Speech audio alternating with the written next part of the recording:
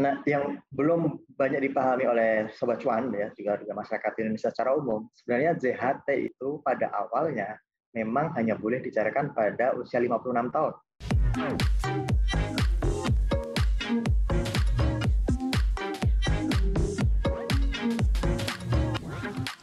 Hai Sobat Cuan, selamat datang di podcast Cuap-Cuap Cuan. Halo Sobat Cuan.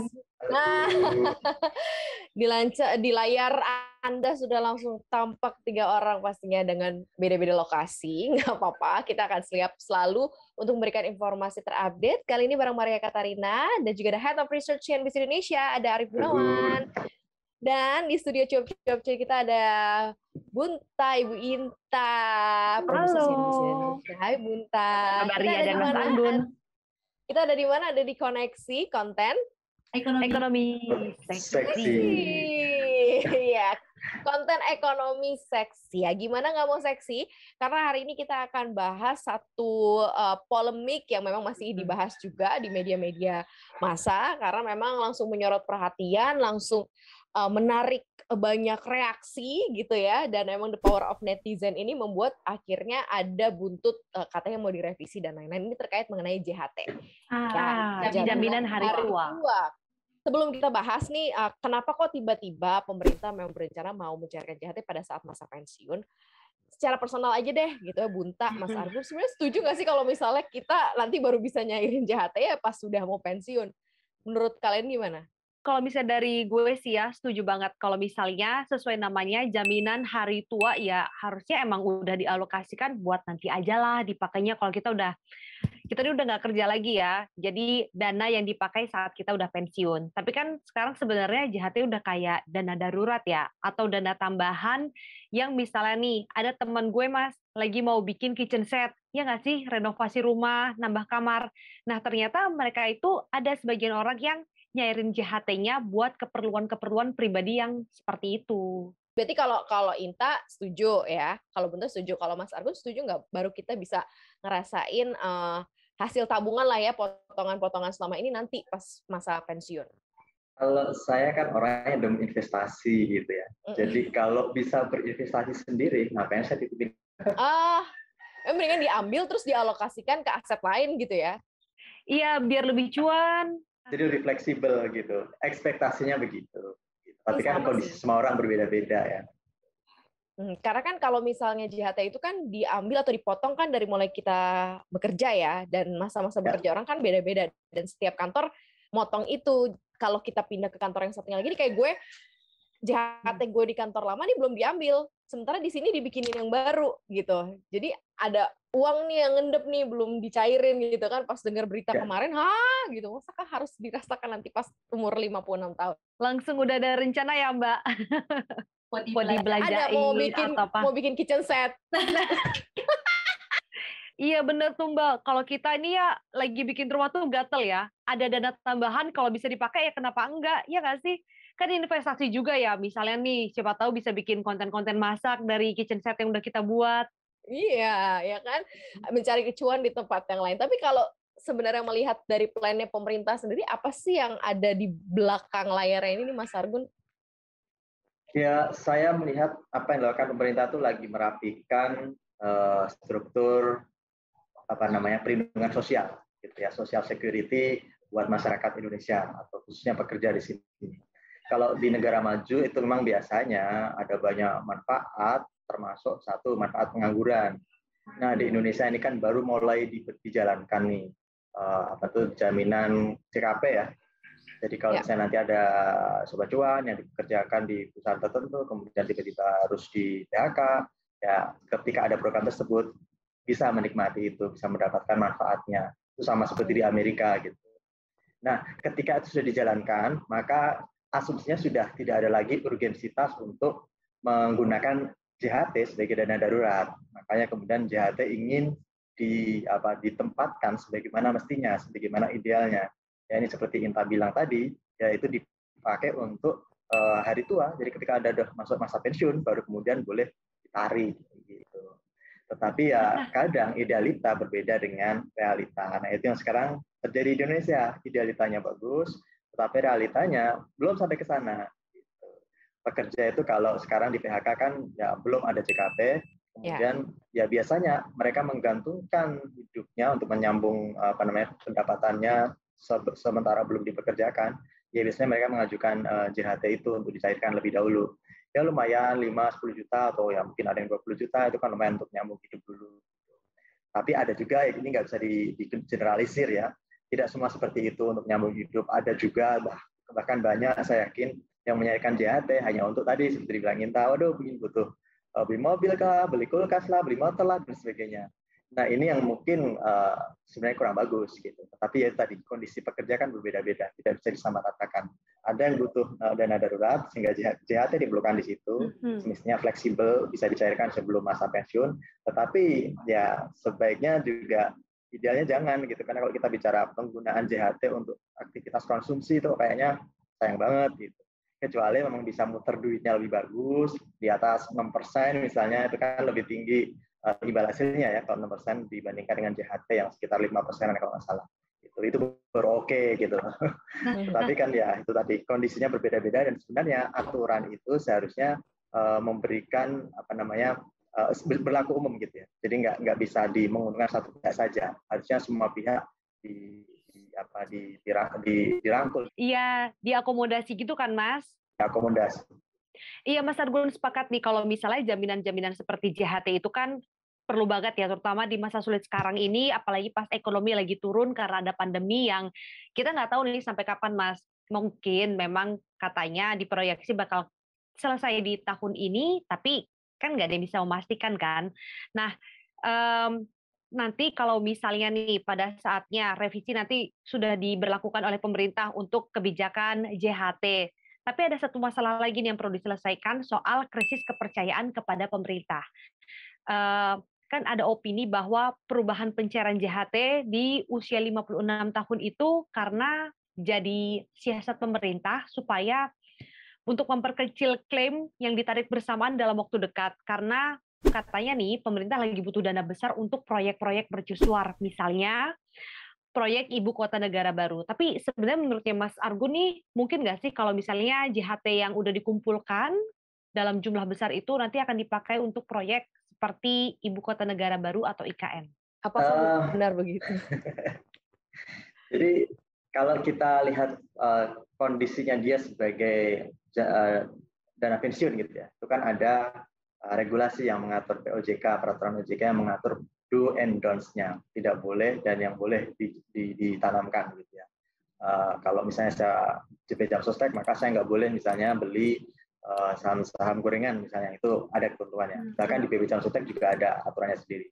Jadi tidak semudah itu untuk memakai dana yang dikelola di BP Jam Sostek untuk keperluan lain selain investasi pengembangan gitu ya. Saya duga sekarang terjadi adalah memang itu tadi, hanya untuk merapikan struktur social security di Indonesia. Tetapi apakah ada peluang? Kalau memperkecil klaim yang muncul mungkin nggak, Mas? Karena kan mungkin masa-masa sekarang ada beberapa teman-teman yang harus kehilangan pekerjaannya, harus menjadi pekerjaannya, dan salah satu solusi paling dekat untuk menambal gitu ya adalah mencairkan JHT. Tapi itu kayaknya mungkin sih kalau dibilang Inta terkait untuk memperkecil klaim yang saat ini mungkin akan bermunculan. Iya, karena lagi banyak pengajuan yang dilakukan secara bersamaan kan ya. Nah, mungkin itu yang lebih masuk akal, bisa kita tarik soal analisisnya ke sana. Jadi apakah dana BP Jam Sostek dipakai negara untuk bangun gedung, dam dan sebagainya, ibu kota baru misalnya? Saya pikir kok terlalu jauh. Artinya memang ada do and don'ts-nya dan tidak bisa sembarangan pakai dana BP Jam Sostek ke sana. Memang ada salah satu alokasi investasi yang mungkin bisa mempertemukan antara BP Jam Sostek dan pemerintah, yakni penyertaan langsung. Jadi kalau ada proyek penyertaan langsung itu bisa dijalankan. Tapi tadi do and don'ts-nya banyak banget, ketentuannya banyak banget. Kayaknya kok kecil kemungkinan ke sana. Maksudnya bahwa dana Jam Sostek dipakai pemerintah tersedot sehingga tidak boleh dipakai oleh pekerja, dicairkan sekarang. Yang masuk akal tadi itu mungkin kita bilang kan ya mungkin klaimnya banyak nih yang masuk ya kan, sehingga kalau terjadi secara bersamaan itu bisa mengganggu cash flow atau posisi perimbangan aset ya di BP Jam Sostek. Kalau itu mungkin masuk akal karena kalau bicara pandemi pasti banyak yang saudara-saudara kita yang kehilangan pekerjaan ya karena kondisi ekonomi yang lagi buruk dan mereka membutuhkan dana dan ingin mencairkan itu. Dan kalau itu terjadi secara bersamaan, ada puluhan ribu yang pekerja yang melakukan hal yang sama, ya BP Jam Sostek harus menyiapkan triliunan dana untuk ya itu dikasih ke pekerja. Dan saya pikir itu mungkin akan bisa mengganggu cash flow BP Jam Sostek kalau terjadi secara bersamaan. Bisa jadi itu yang menurut saya itu lebih masuk akal visual analisis ke sana dibandingkan kalau kita bicara dana BP Jam Sostek dipakai oleh pemerintah untuk bangun ibu kota baru misalnya. Secara iklim berarti sebenarnya pekerja di Indonesia pun belum benar-benar mengetahui bahwa JHT ini untuk hari tua ya. Berarti sebelum adanya rencana peraturan ini di 56 tahun dicairkan, di masa-masa sebelumnya sebenarnya sudah cukup banyak yang mencairkan sebelum mereka pensiun berarti ya Mas. Cukup tinggi berarti ya permintaan pencairan dana JHT itu. Nah, yang belum banyak dipahami oleh Sobat Cuan ya, juga masyarakat Indonesia secara umum, sebenarnya JHT itu pada awalnya memang hanya boleh dicairkan pada usia 56 tahun. Oh, seharusnya memang dari awal udah seperti itu ya kebijakannya? Betul. Tetapi ketika Pak Jokowi terpilih tahun 2014 ya kan, kemudian tahun 2015 Pak Jokowi memberikan ya itu ya terobosan JHT boleh dicairkan. Kemudian saat itulah sejak tahun 2015 para pekerja tidak harus menunggu usia pensiun untuk bisa mencairkan JHT. Karena ya memang ketika ada pencairan JHT maka ada likuiditas yang dipakai oleh masyarakat. Mau berbelanja, mau berinvestasi, itu membantu perputaran ekonomi. Misalnya bikin bisnis baru ya, jadi kayak banting setir gitu, tadinya dari karyawan, terus jadi entrepreneur, ya kan? Ya, jadi kalau ada yang bilang bahwa Pak Jokowi ini tidak pro buruh karena mengubah aturan JHT, salah. Karena sejak awal memang tidak boleh dicairkan dan justru Pak Jokowi mengizinkan dicairkan lebih dini sebelum masa pensiun. Nah, tahun ini kemudian mau dikembalikan lagi gitu, seperti yang sebelum di eranya Pak Jokowi gitu. Jadi ini yang sedang terjadi. Memang sekarang JHT mau dikembalikan ke hak hitoknya gitu ya, sebagai uang hari tua. Tetapi apakah itu masuk akal atau artinya apakah pekerja bisa harusnya menerima itu?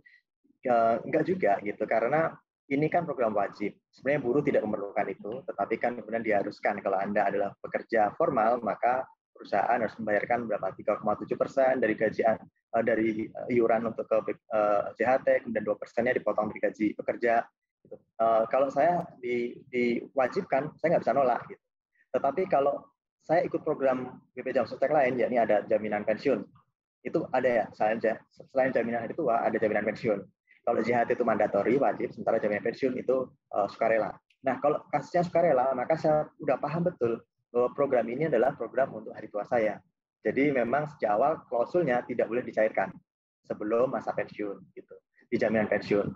Dan juga di program dana pensiun lain, DPLK, dana pensiun lembaga keuangan ya kayak apa ya, ya banyaklah ada Manulife, kemudian Mandiri, AXA, AIA, semua bikin program itu. Itu perjanjiannya juga jelas. Anda membayarkan iuran premi, dan itu nanti pencairannya dilakukan pada masa pensiun atau boleh lebih dini, tetapi biasanya hanya 1 sampai 5 tahun. Enggak yang seketika saat ini saya membutuhkan bisa saya langsung cairkan. Jadi filosofinya memang itu, jaminan hari tua, JHT. Tetapi konteks JHT ini agak beda, karena itu kan tadi mandatori. Kalau yang lain tadi DPLK, kemudian jaminan pensiunnya BP Jam Sostek, itu kan sukarela. Makanya saya ketika ikut program itu, saya ngerti banget idealnya dan tujuannya dan peruntukannya. Tapi kalau JHT ini memang karena dipaksa, maka ada argumentasi bahwa ini dana saya kok, kemudian saya diminta oleh negara untuk masukin, ya udah saya masukin. Tapi kemudian karena ini dana saya dan saya sebenarnya tidak butuh gitu ya untuk masa pensiun, ya saya bisa tarik sekarang.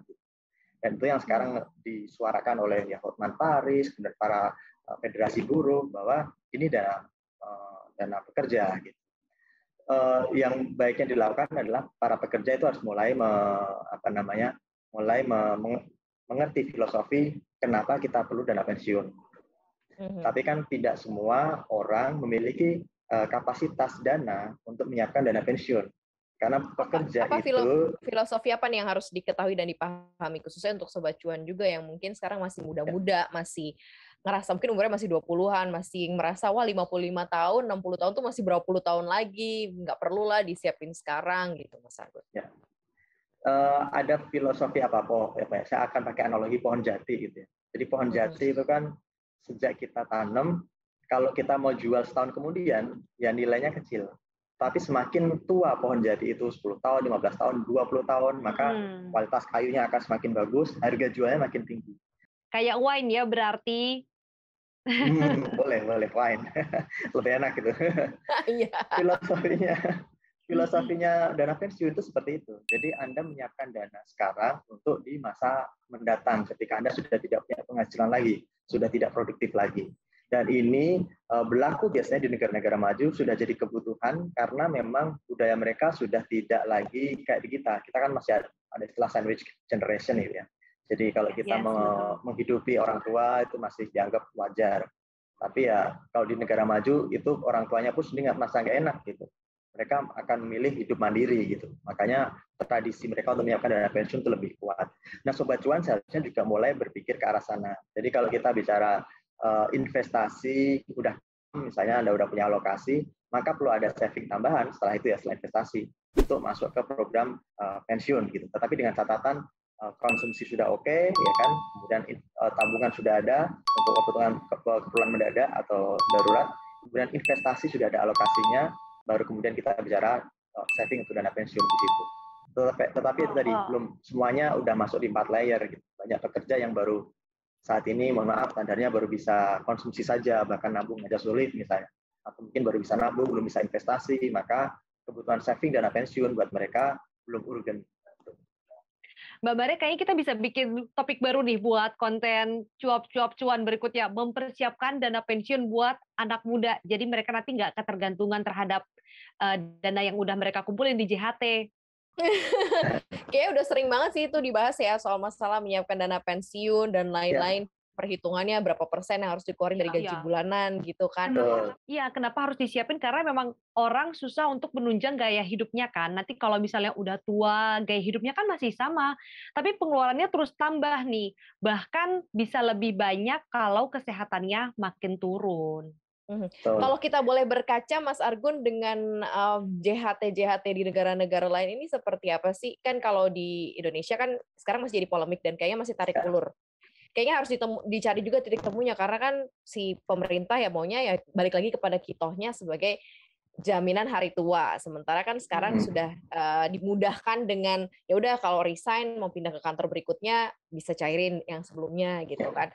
Nah ini kalau perbandingannya di beberapa negara untuk pension fund atau jaminan dana pensiun sendiri seperti apa sih, jaminan hari tua sendiri?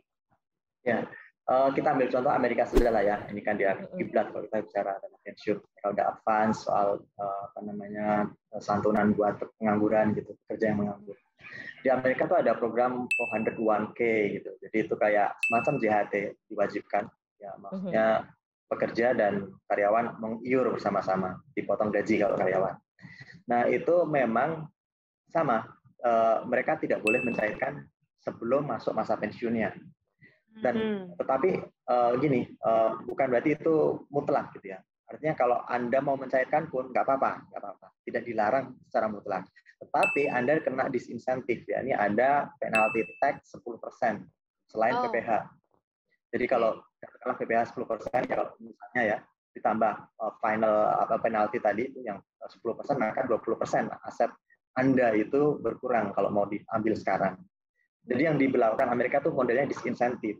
Jadi itu mungkin yang akan diberlakukan di Indonesia. Jangan-jangan yang sekarang mau diminta direvisi oleh Menteri Tenaga Kerja dari Pak Jokowi, mungkin itu bukan berarti bisa dicairkan kembali seperti semula, tetapi ada aturannya. Kalau Anda mau mencairkan silahkan, tetapi ada disinsentifnya. Gitu. Jadi bukan yang langsung, waduh saya ingin beli motor dicairkan gitu. Mereka akhirnya harus mikir ulang. Kalau kebutuhannya untuk beli motor ya sudahlah nabung saja misalnya. Biarkan yang ini berjalan, karena keuntungan program-program seperti ini itu dana pensiun adalah dana hasil investasinya itu bebas pajak. Kemudian ada konsep compounding, jadi hasil investasi Anda itu diputar lagi. Ibaratnya apa ya, bunga berbunga gitulah. Dan itu hampir sulit dilakukan kalau kita memutarnya sendiri. Kadang kalau kita udah cuan di saham gitu kan, 10%, mungkin cuannya 5% kita pakai buat makan-makan dulu dan sebagainya. Nah kalau di dana pensiun itu kan pasti ya keuntungan berapa ntar dimasukkan lagi, diputar lagi, dan itu bebas pajak. Nah kalau kita investasi sendiri ya ada pajaknya gitu. Nah itulah contohnya kalau di Amerika ada 401k Oke, tetapi di sisi lain ada juga program individual retirement account. Jadi kalau ini seperti jaminan pensiun, yaitu sukarela. Nah, kalau yang sukarela itu ya bebas. Kalau Anda mau mencairkan saat itu juga silakan, nggak ada penalti-penaltian. Kalau di Amerika malah gitu.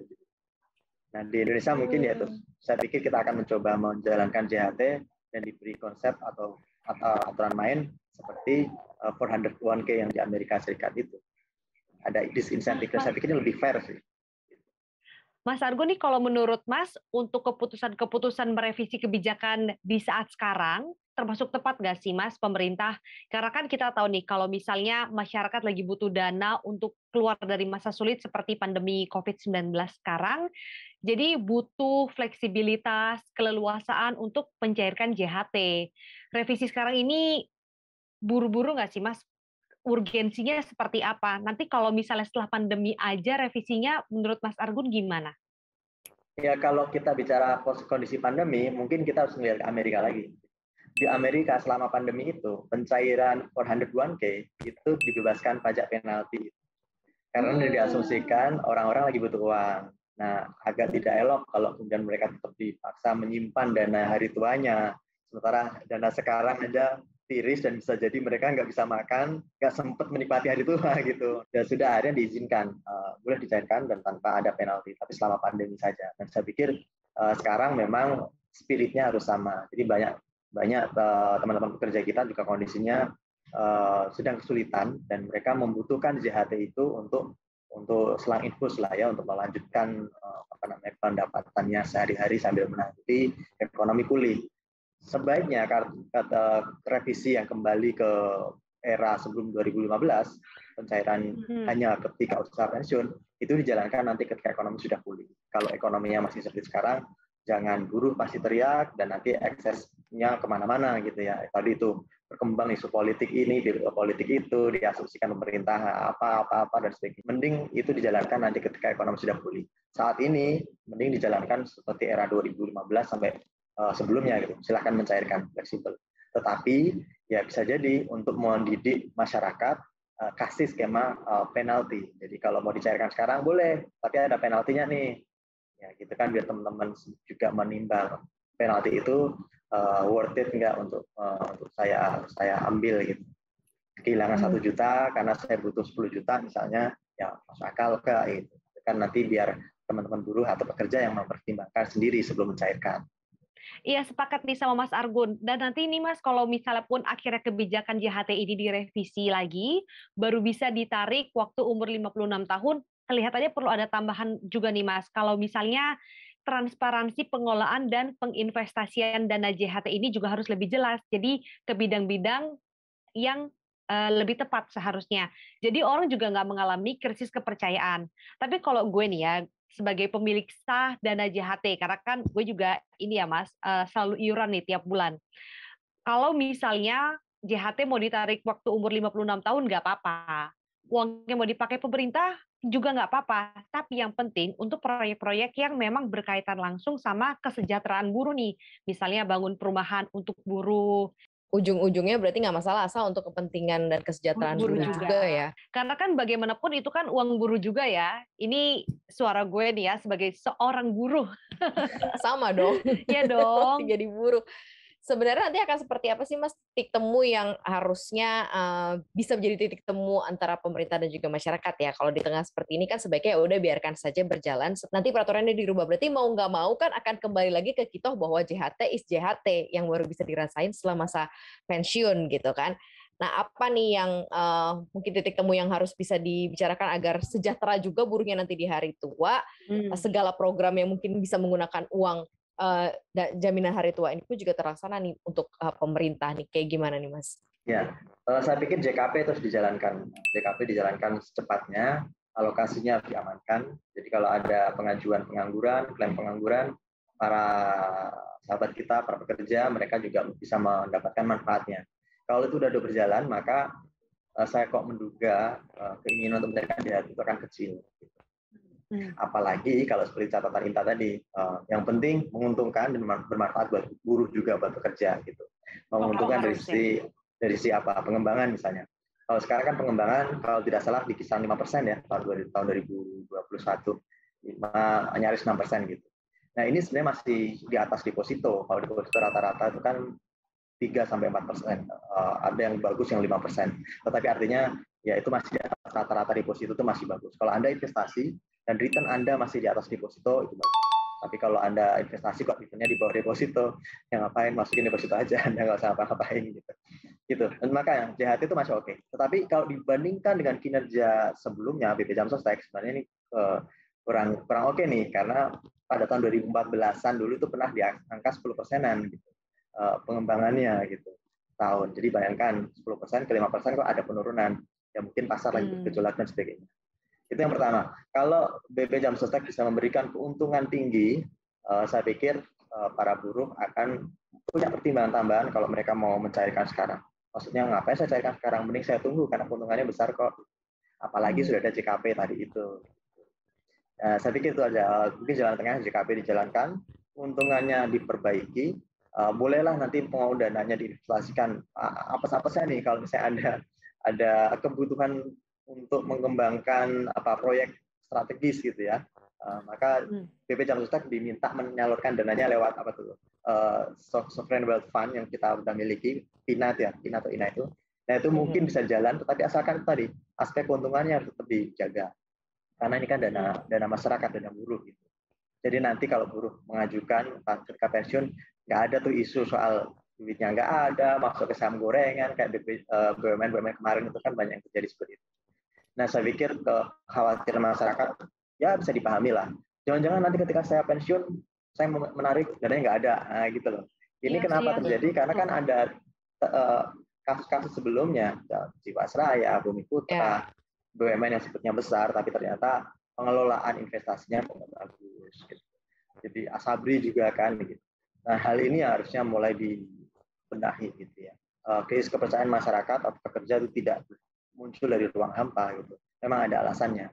Jadi memang jalan tengahnya JKP jalankan, JHT untungnya dipertinggi dan dia tuh dibikin fleksibel nggak apa-apa. Asalkan ada skema disinsentif kalau mau mencairkan sekarang. Biar buruh pikir-pikir. Ya. Dan kalau memang mau dicairkan dan merasa mampu mengelola sendiri sih dibebaskan juga nggak apa-apa ya. Maksudnya kelola sendiri artinya pemahaman investasinya sudah mature, sudah ngerti nih mau ditaruh kemana, dananya sih boleh. Simpelnya gini aja kali ya Sobat Cuan. Harapan hidup masyarakat Indonesia itu kan untuk pria sampai dengan 75 tahun, untuk 70 tahun ya, untuk wanita sampai dengan 75 tahun. Sementara kita produktif masa kerja sampai 55-56 tahun. Sisa hidupnya kalau udah nggak dapat gaji bulanan, kalau udah nggak ada lagi income dari mana gitu kan. Nah, pastinya JHT itu dipersiapkan untuk bisa menambal nih, walaupun berdasarkan perhitungan para perencana keuangan nggak cukup katanya kalau misalnya mengharapkan memang pension fund yang sudah disiapkan sama kantor. Jadi emang harus nyiapin sendiri juga, jadi harus double juga nih amunisinya. Tapi ya kita aminkan saja ya rencana-rencana baik pemerintah ya, supaya tetap menjadi pensiunan yang bahagia dan gembira. Iya, betul Mbak. Jadi tetap bisa mengabulkan mimpi-mimpi para pekerja nih ya, para buruh ketika mereka sudah ada di usia pensiun. Jadi kalau misalnya mau jalan-jalan ke Kapadokia, masih bisa kan? It's my dream loh. It's my dream loh. Sefrekuensi nggak sih, Mas Argun tahu nggak sih? Aku tahu, cuman aku pilih Papua saja. Oh iya. Cinta produk-produk dalam negeri. Yang jelas itu sih Sobat Cuan ya. Jadi ini juga mengingatkan kita ya bahwa hidup tuh nggak cuma saat ini aja, nanti ya kita juga harus tanggung jawab atas hidup yang sudah diberkahi gitu ya, dengan semaksimal mungkin bukan nabung sebaik-baiknya, kayak mengalokasikan dana-dana untuk pensiun. Kurang lebih sih kayak gitu ya pembahasan kita yang cukup seksi hari ini di Koneksi. Jangan lupa untuk dengerin Koneksi. Terima kasih Mas Argon. Pastinya kita harus dengerin Koneksi di mana aja nih. Bunta mungkin punya informasinya nih. Nah, dengerin terus konten-konten menarik kita yang ada di podcast. Sobat Cuan bisa dengerin di Apple Podcast, Google Podcast, Spotify, dan juga Anchor.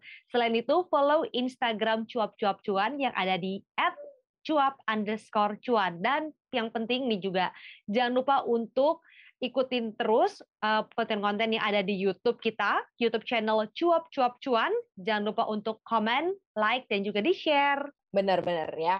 Pokoknya yang terbaik buat Sobat Cuan semuanya lah, kita doakan juga pemerintah bisa mengatasi pandemi, terus kemudian juga mensejahterakan rakyat di kemudian hari. Terima kasih udah dengerin Koneksi hari ini. Maria Katarina pamit. Pamit. Dan Dwi Ninta juga pamit. Sampai ketemu lagi Sobat Cuan. Bye-bye.